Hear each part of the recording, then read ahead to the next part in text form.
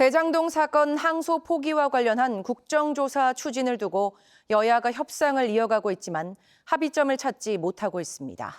정청래 민주당 대표가 취임 이후 처음으로 대구를 찾았고 여야 모두 지방선거 공천 룰을 손보는 작업에 들어갔습니다.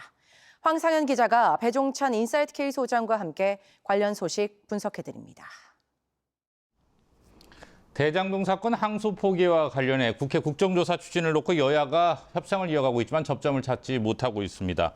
민주당은 법사위 차원의 단독 처리도 배제하지 않고 있는데요. 배 소장님, 어떻게 전망하십니까? 그렇습니다. 이건 조정되기 어려울 겁니다. 왜냐하면 동상이몽이라고 봐야 되겠죠.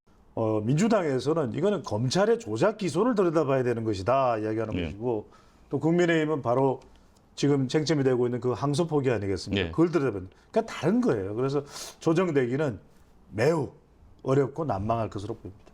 자, 정청래 민주당 대표가 취임 이후 처음으로 대구를 찾았어요. 내년 지방선거와 연관지어서 보는 시각이 적지 않은데요. 그렇게 봐야 되겠죠. 동진 전략이죠.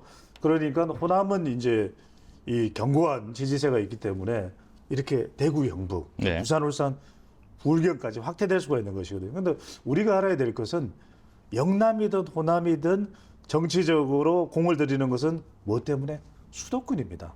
수도권 전략입니다. 동진 전략은. 그렇기 때문에 이른바 보수 유권자들을, 수도권에 있는 유권자들을 공략하기 위해서는 여기에 틈새로 파고 들어가야 되거든요. 내년 지방선거를 앞두고 서울시장 선거는 이미 시작된 느낌이에요. 민주당은 오세훈 시장을 겨냥한 TF를 띄우고 파상 공세에 들어갔고, 국민의힘은 김희석 총리를 고발했습니다. 그만큼 서울시장 선거가 중요하기 때문이겠죠? 그렇습니다. 서울인 거죠. 내년 지방선거의 모든 것은 서울이다라는 이야기가 나올 정도로 서울이 어떻게 되느냐에 따라서 지방선거의 성적표가 결정되거든요. 그러다 보니까 서울 그러면 국민의힘은 현역인 오세훈이고, 아직까지 민주당 후보가 뚜렷하잖아요. 그러니까 파상 공세를 통해서 오세훈 시장의 경쟁력을 좀 무력화시키자. 이게 지금 최대의 전략이라고 봐야 되겠죠. 국민의힘 여상원 윤리위원장의 사퇴를 놓고 당내 계파 갈등 조짐을 보이고 있습니다. 친한계 의원들이 반발하고 있는데.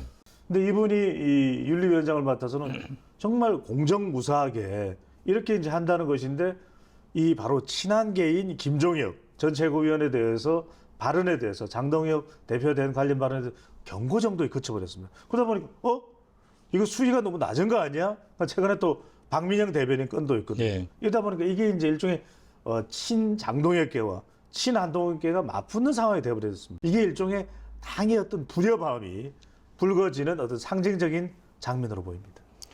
여야가 지방선거 공천룰을 만드는 작업에 들어갔어요. 여당은 예비 경선을 100% 권리당원으로 치르는 방안을 추진하고 있고, 국민의힘은 성과 평가를 통해서 공천하겠다는 건데 어떻게 보세요? 약간 온도차가 있죠. 그러니까 이제 민주당의 경우에는 상당히 내년 지방선거를 낙관적으로 보면서 대체로 우리가 유리할 것이다. 그러면 여기서 당원 100%다. 당원 제일주의. 이건 이재명 대통령이 대표 시절부터 이야기를 했던 것이거든요. 반면에 국민의힘은 성과다. 그건 뭐겠습니까? 그만큼 본선 당선 가능성이 높은 사람, 내년 지방선거가 상당히 절박하다.